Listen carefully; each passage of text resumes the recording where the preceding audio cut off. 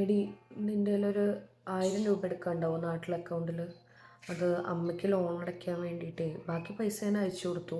പിന്നെ കഴിഞ്ഞ മാസം ഞാൻ അച്ഛൻ്റെ സർജറിക്ക് വേണ്ടിയിട്ട് കുറച്ച് ക്യാഷ് അയച്ചു കൊടുത്തിട്ടുണ്ടായിരുന്നു. അപ്പോൾ അതെല്ലാം കൂടെ ആയിട്ട് ഈ മാസം ലോണിനുള്ള പൈസ ഒപ്പിക്കാൻ പറ്റിയില്ല. ഒരു 1000 രൂപ ഒപ്പിച്ചതാണ് എനിക്ക്. ഇന്ന് ഈ അമ്മയ്ക്ക് അയച്ചു കൊടുത്താൽ മതി. ആ, ഓക്കേടാ, താങ്ക് യു. എടി, ഞാൻ നിനക്ക് കഴിഞ്ഞ ദിവസം ഒരു 800 രൂപ വന്നിട്ടുണ്ടായിരുന്നില്ലേ? നമ്മുടെ ഓഫീസിൽ മറ്റേ പ്രോഗ്രാമിന് ഡ്രസ് കോഡിൻ്റെ ഡ്രസ്സ് എടുക്കാൻ അതന്നെ. എടി, അതൊന്നും എനിക്ക് തിരിച്ചിട്ടേക്കാവോ? എടി, അനിയത്തിക്ക് എന്തോ ഒരു ആവശ്യമുണ്ടെന്ന് പറഞ്ഞു. അവളൊരു 1000 രൂപയെ ചോദിച്ചു. അപ്പോൾ 800 കൊണ്ട് എന്തെങ്കിലും ഒരു ഉപകാരം.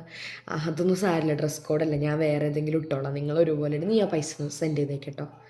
എൻ്റെ ഈ കാര്യങ്ങളൊക്കെ നടത്തിക്കൊണ്ടു പോകണം എങ്ങനെയാണെന്ന് എനിക്ക് തന്നെ മനസ്സിലാവണില്ല. ആകെ ഒരു ചെറിയ തുകയാണ് ശമ്പളമായിട്ട് വരുന്നത്. പിന്നെ അതും പോരാത്തതിന് എന്തെങ്കിലും കാര്യം വരുമ്പോൾ ക്രെഡിറ്റ് കാർഡ് എടുക്കും. അതടയ്ക്കാൻ വേണ്ടി വേറെ ക്രെഡിറ്റ് കാർഡ് എടുക്കും. എന്നിട്ട് അവിടെ ഇട്ട പൈസ ഇപ്പുറത്തോട്ടിട്ട് ഇതിൻ്റെ ഡേറ്റ് കഴിയുമ്പോൾ അപ്പുറത്തോട്ടിട്ട് അങ്ങനെ അങ്ങോട്ടും ഇങ്ങോട്ടും ഇട്ട് തിരിച്ചും മറിച്ചും തിരിമറി ചെയ്താൽ ജീവിക്കുന്നുണ്ട്. അതും പോരാത്തതിന് നാട്ടിലേക്കൊക്കെ പൈസ അയച്ചു കഴിഞ്ഞിട്ട് ഇവിടുത്തെ റെൻറ്റോ അല്ലെങ്കിൽ ചിലപ്പോൾ ഇവിടെ ഗ്രോസറി വാങ്ങാനുള്ള പൈസ പോലും സെറ്റാവണമെന്നുണ്ടെങ്കിൽ ചെറിയ പൈസ കൂട്ടുകാരുടെ കയ്യിൽ നിന്ന് അവിടെ നിന്നൊക്കെ തിരിമറി ചെയ്യേണ്ട അവസ്ഥയാണ്. എന്നാലും കുഴപ്പമില്ല, നാട്ടിൽ അവരുടെ കാര്യങ്ങളൊക്കെ സ്മൂത്തായിട്ട് നടന്നു പോകുന്നുണ്ടല്ലോ എന്ന് ആലോചിക്കുമ്പോൾ ഒരു ആശ്വാസം. അമ്മേ, എന്താ വിശേഷിച്ച്?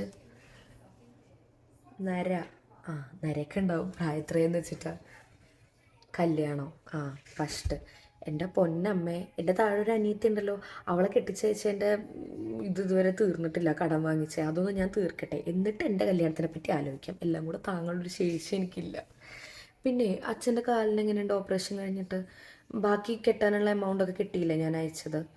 പിന്നെ ലോണിനുള്ള പൈസ ഒരു 1000 രൂപ ഞാൻ നിക്കിത്തേനോട് ഇടാൻ പറഞ്ഞിട്ടുണ്ട് അക്കൗണ്ടിലേക്ക്. ഒരു 1000 രൂപയുടെ ഷോർട്ടേജ് ഉണ്ടായി. അത് കുഴപ്പമില്ല, ഇവിടുത്തെ കാര്യമൊക്കെ സ്മൂത്തായിട്ട് പോകണം. ഇവിടുത്തെ കാര്യം ഒന്ന് ആലോചിച്ച് അമ്മ ടെൻഷൻ അടിക്കണ്ട. എനിക്കെന്ത് കുഴപ്പം? എനിക്കൊരു കുഴപ്പമില്ല. എന്നാൽ ശരി അമ്മ റെസ്റ്റ് എടുക്കും. മരുന്നിൻ്റെ പൈസയും കൂടെ ഞാൻ ആ ലോണിൻ്റെ പൈസയുടെ കൂടെ ഇട്ടേക്കാം. ശരിയെന്ന്. ദൈവമേ, ഇനിയിപ്പോൾ ഇവിടുത്തെ റെൻ്റ് അടയ്ക്കാൻ എന്ത് ചെയ്യും?